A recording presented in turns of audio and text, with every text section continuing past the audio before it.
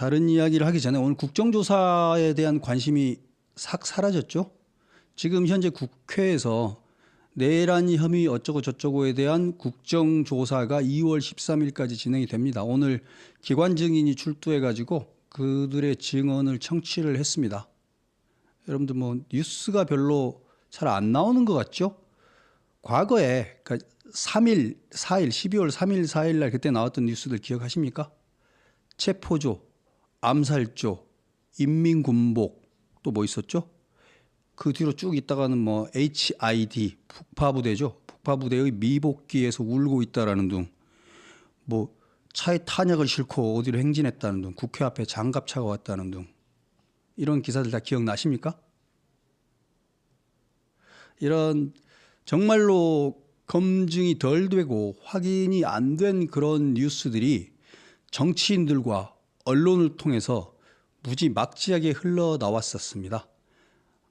그런데 이제 국정조사를 통해서 그것들이 진실이면 진실로 밝혀질 것이고 진실이 아니면 진실이 아닌 걸로 밝혀질 것 같아요. 근데 오늘 그 내용들을 쭉 보면서 제가 느낀 건 이겁니다.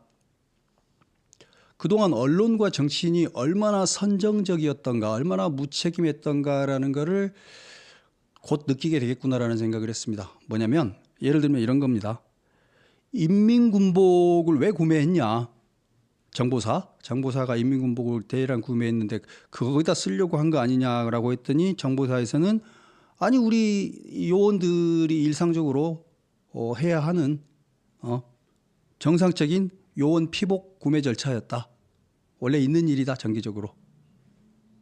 당연한 거죠 사실. 정보사이고 북파공작원 부대가 있다는 건 이미 다 우리 주지 사실이잖아요. 거기서 정기적으로 하는 사업의 일환이었다. 그다음에 뭐 국방부 같은 경우는 암살조, 한동훈 암살조 이야기하니까 들어본 바 없다. 그다음에 뭐 양양군청 상황실로 군인들이 간 건 왜 그런 거냐. 아니 계엄령이 발령하면 당연히 의당해야 되는 프로토콜이다. 당연하죠 그것도. 그다음에 HID 부대가 미복귀했다라는 기사가 나왔다. 한 달 동안 복귀 못해가지고 엉엉 울고 있다는 소리 뭐였냐 했더니 아니 그거 12월 4일 날 오전 8시 20분까지 전원 복귀했다.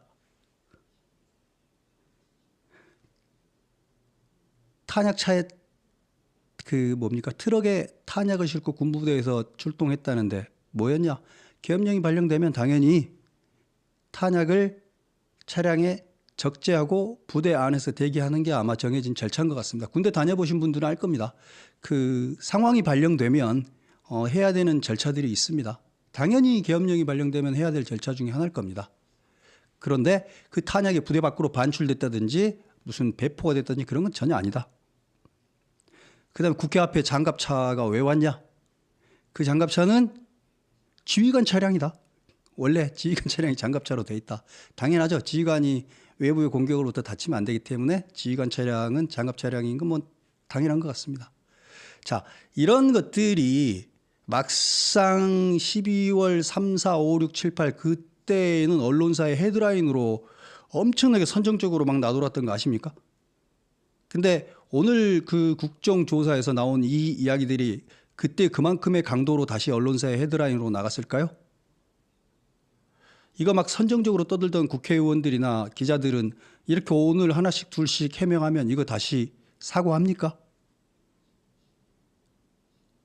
그때 그냥 그렇게 해서 신문 부수 올리고 언론 조회수 올리는 거죠.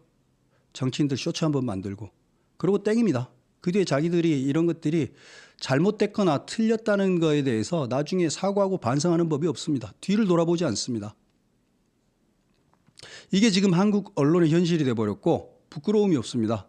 이게 지금 한국 정치의 현실입니다. 정말 부끄러움이 없는 사람들인 것 같습니다. 기자도 그렇고 정치도 그렇고 수준이 대폭 낮아졌습니다. 무책임합니다. 예전이 더 좋았다는 말은 아닙니다만, 좀 책임지는 모습들이 좀 있었으면 좋겠어요. 예전에 책임을 묻는 신용이라도 했던 것 같아요. 사죄도 하고 사과도 하고 당에서 상징적일지언정 징계하는 신용이라도 내고 그랬었는데 지금은 그런 거 없습니다. 안규백은 사과하던가요? 사과 안 하잖아요. 대통령 탈출했다라는 소문이 있다. 사과 안 하잖아요. 자, 국정조사에서 지금 이런 식으로 앞으로도 하루 이틀 이제 계속 그동안 보도되었었고 국회의원들이 무책임하게 폭로했던 것들의 진실이 하나씩 둘씩 드러날 수도 있을 것 같습니다. 뭐 보도되고 폭로했던 것이 참으로 드러날 수도 있고 거짓으로 드러날 수도 있겠죠.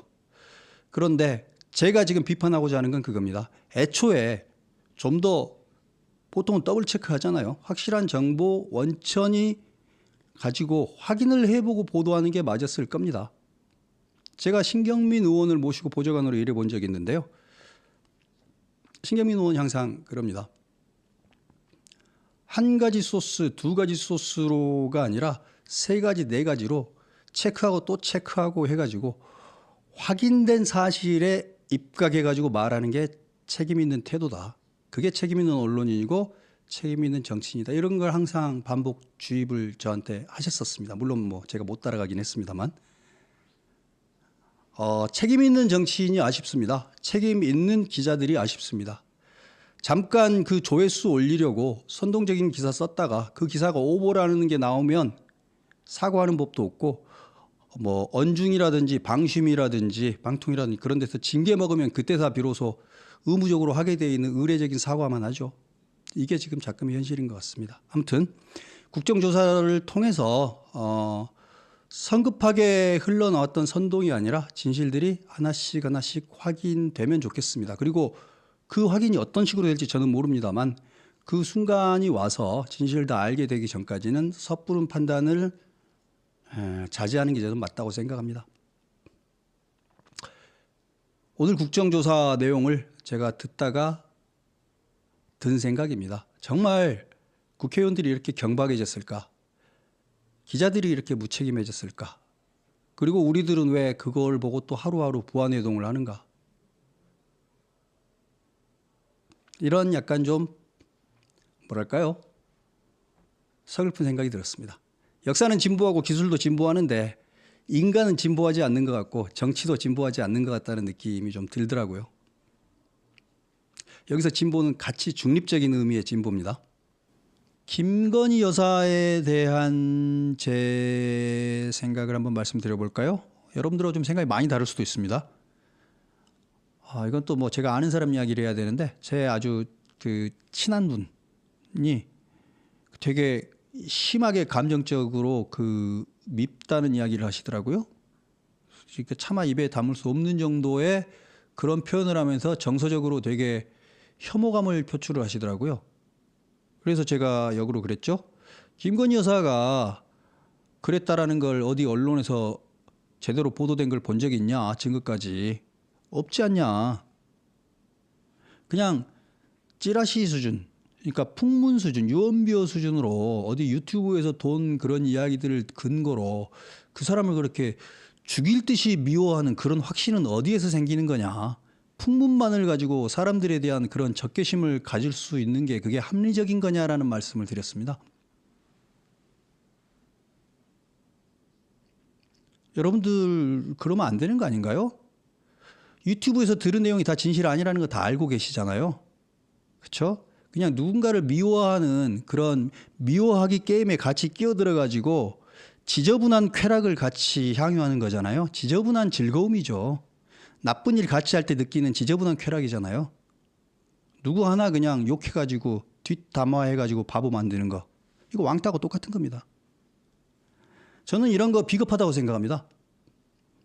당당하게 죄가 있거나 문제가 있으면 공개적으로 보도된 팩트를 가지고 비판하면 되고요. 그렇지 않으면 입증되지 않은 사실을 가지고 어떤 사람을 너무 심하게 미워하거나 비판하는 건 저는 그 사람의 인격이 미성숙함을 증명한다고 생각합니다. 그러실 필요 없다고 생각합니다. 그거 아니고도 드러난 것만을 가지고 말해도 다 충분히 할 수 있다고 생각합니다.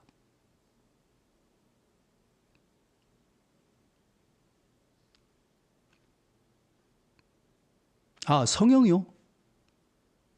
성형할 수도 있는 거 아닙니까?